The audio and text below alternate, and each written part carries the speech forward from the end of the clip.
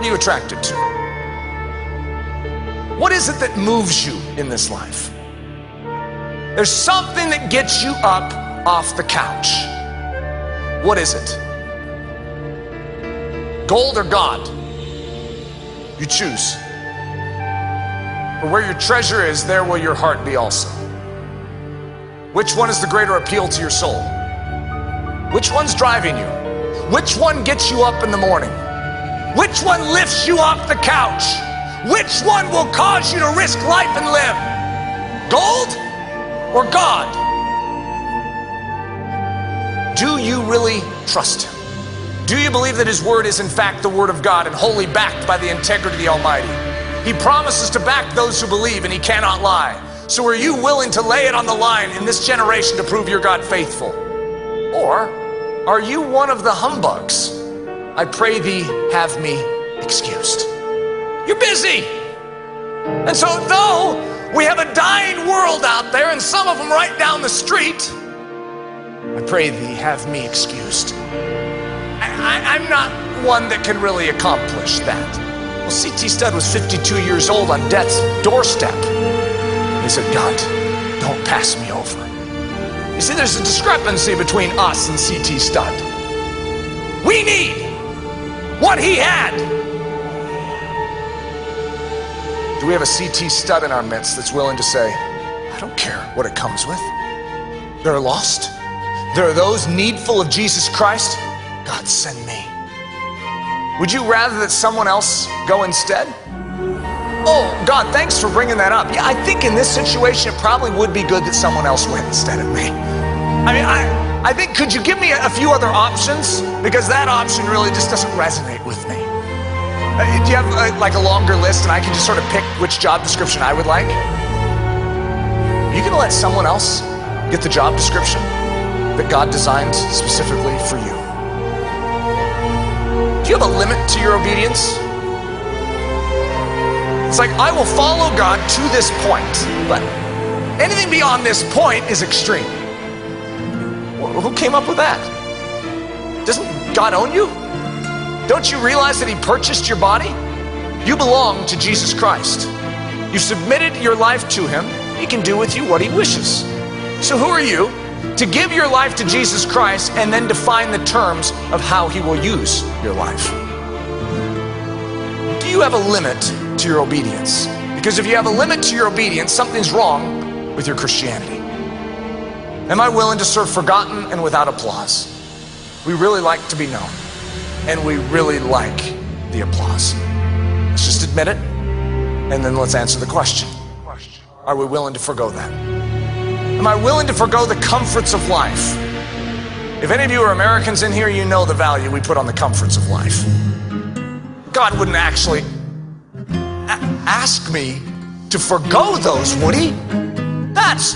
That's not right. Are you willing is the question. Doesn't mean he will ask you to just be miserable. The question is, are you willing to go where there aren't comforts? You know, there's other places in this world, you haven't traveled much, you'll find it out, that aren't like America.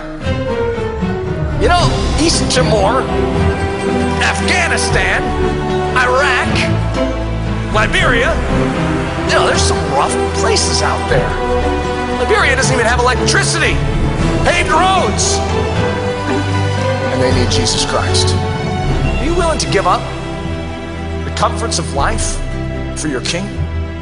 By the way, life on earth is very short.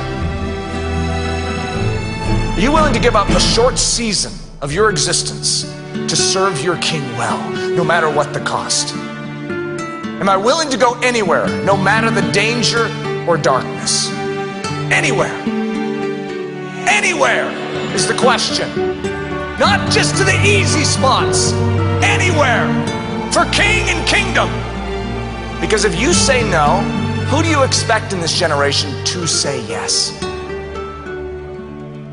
Am I willing to let go my reputation? You know, when you serve Jesus Christ, you become the misunderstood. It doesn't happen always immediately, but sometimes it does. Where people start looking at you like, what in the world's wrong with you? They start passing little rumors about you too. All sorts of little tales can begin to float through the air or over the internet.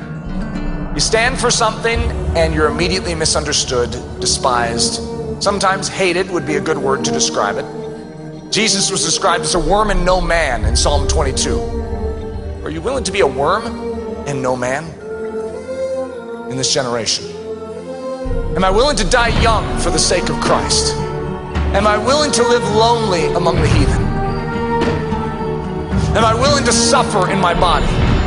Am I willing to be an etc., an insignificant, a nobody for the glory of Jesus Christ? Do you require notoriety?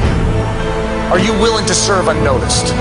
Well, I'd go to interior Africa. It's just, they don't really have the news cameras that can capture all my good deeds down there. I need to be noticed. Doesn't God want us to be famous so that he can make a name for himself? If I increase, maybe he can increase that way. No, actually the pattern for him increasing is you decreasing. That's the great secret for increase in the kingdom of heaven. We get out of the way. Are you willing to be one of Christ's etceteras, or must you be one of Christ's somebodies?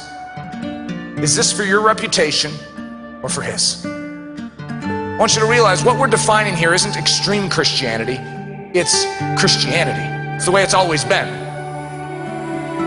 Gold or God? Which one lifts you off the couch? Which one will cause you to risk life and limb? Gold or God? Which one would you gamble to get more of? Because men and women all throughout history have gambled to get gold. But which of us is willing to gamble our lives and put it all on the line to get more God? More God. More God. Gold or God? You choose.